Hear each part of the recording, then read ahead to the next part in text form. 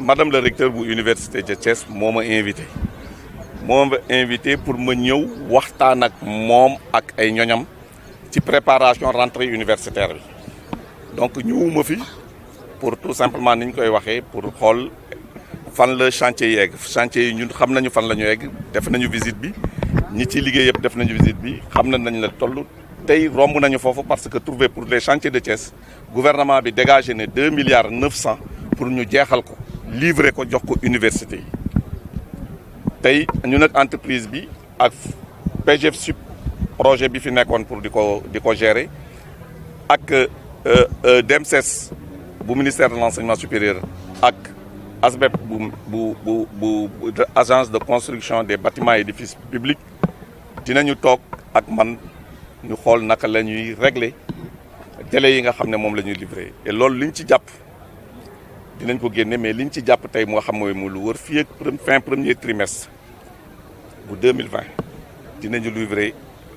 bâtiment yooyu recteur ak ay ñoñom pour ñu mën ci jàngale xale yi. chantier yi dañuy tabax lii université bu Thiès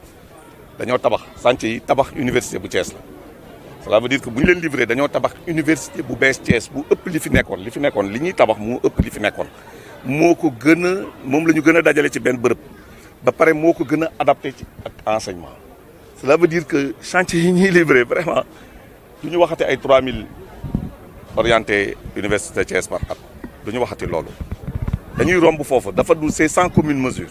maintenant orientation yi bu fekkee accueil bi la loolu moom réglé nañ ko largement maintenant li ci des mooy waxtaan ak enseignement yi ñu créer les filières yu baax parce que gouvernement du Sénégal dafa jàpp ne enseignement supérieur bi dafa war a am nu mu demee cela veut dire que tey li ñuy créer yëpp li ñu ciy def dañu war a bàyyi xel liggéeyu xale yi bu ñu amee seen diplôme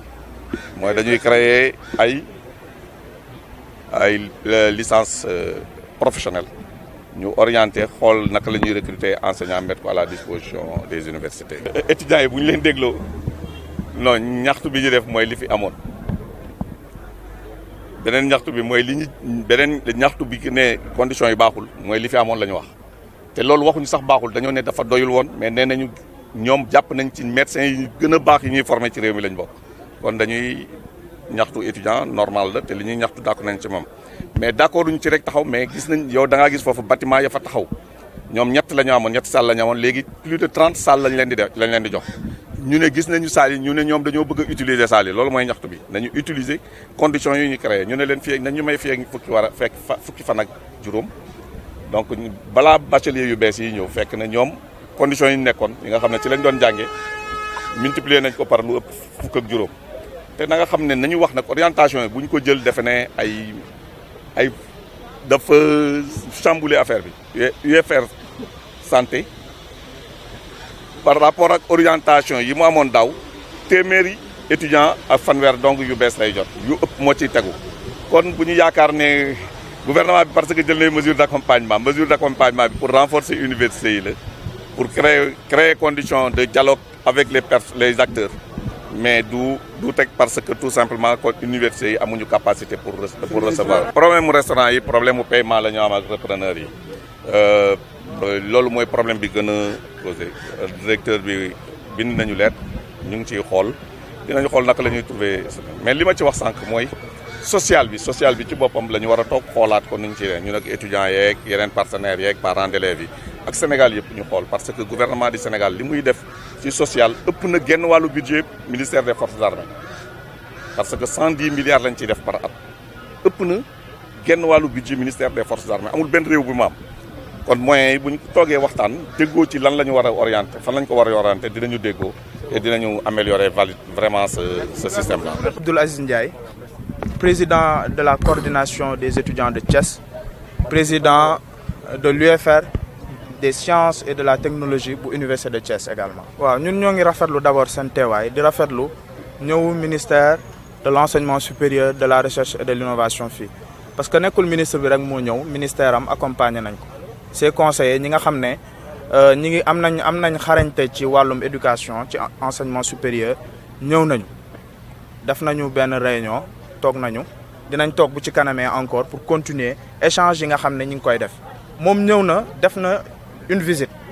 wan nañ ko les différentes UFR maanaam UFR bu nekk dem na fa xool na besoins yi fa nekk xool na les difficultés yi nga xam ne étudiants yi ñoo ngi koy jànkonteel depuis création université ba tey parce que 2000 difficultés yi bëri nañu parce que ñun amuñu ay salle de classe il y a des promotions entières yoo xam ne dañ fiy nekk te amuñu salle de classe ils sont obligés pour suivre seen enseignement di wër ci biir Thiès benn espace bu leen mën a accueillir pour ñu mën toog jàng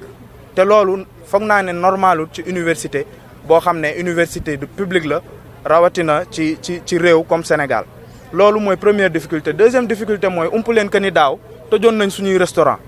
tëjoon nañ ko pendant 15 jours ñu génn fi Sénégal yëpp nakarlu li ñu daloon te loolu noonu bu mu ñu dalee jël nañ ko ak philosophie te ci boobu temps waxtaanoon nañ ak état bi waxoon na que ni dina jël une partie de la somme fay repreneur seen dette on s'est rendu compte récemment que loolu defuñu ko repreneurs yi ñoo ngi menacé tëjaat seen restaurant comme ministre bi ñëw na tey dinañ ci waxtaan ak moom te dinañ ko ne lii daloon nañu daaw kon waruñu dalaat ren parce que yow yaay administrateur ñun ñooy ay administré waroo nangu ngay administré ay nit dara dal leen benn yoon di leen dalaat ñaareel yoon donc loolu mooy deuxième problème bi nga xam ne ñu ngi koy jànkonteel problème mu mobilité am na fi aussi gis ngeen que ni 10 heures la fi ñëw ba 2 heures moo ngi def le tour des UFR ci université yi donc jël na 4 heures de temps pour visiter université de Thiès loolu lu doy waar la ñun dañoo am problème de mobilité parce que ñëpp a tas gis nga même bibliothèque bi nekkul fi nga xam ne nit ñi foofu lañ nekk il faut nga dox ay kilomètres baa nga jël taxi fay ko 1000 francs pour dem fa jël ay livres même place yi nekk ci biir doyut 10 la wala 11 wala 12 bu ko dépassé ba bu rëyee ba rëy 20 places ñoo fa nekk donc même en période de révision nit ñi duñ fa mën a dem pour jàng bu baax conditions yi je crois que ñëpp xam nañ ko sénégalais yëpp xam nañ ko ñun dañoo amoon ay problème ak 5000 étudiants yi ñu amoon donc bu ñu orienté les fii 3000 étudiants il faut ñu yokk infrastructure yi fi nekk muy ci wàllum classe muy ci wàllum laboratoire muy ci wàllum professeur aussi enseignants chercheurs il nous faut des enseignants chercheurs ñun on a le pire ratio universitaire ci wàllum enseignant boo comparé rapport enseignant étudiant ci Sénégal loolu man sañ naa ko wax étudiant bu nekk pour 60 wala 70 étudiants professeur bu nekk professeur titulaire bu nekk waaw ñun wax nañ ko suñuy revendication nee nañ ko li nga xam ne mooy infrastructure yi ñu nekk di tabax fii bu ko parewut avant nouveau bachelier yi di ñëw ñun dinañ nekk ci incapacité wu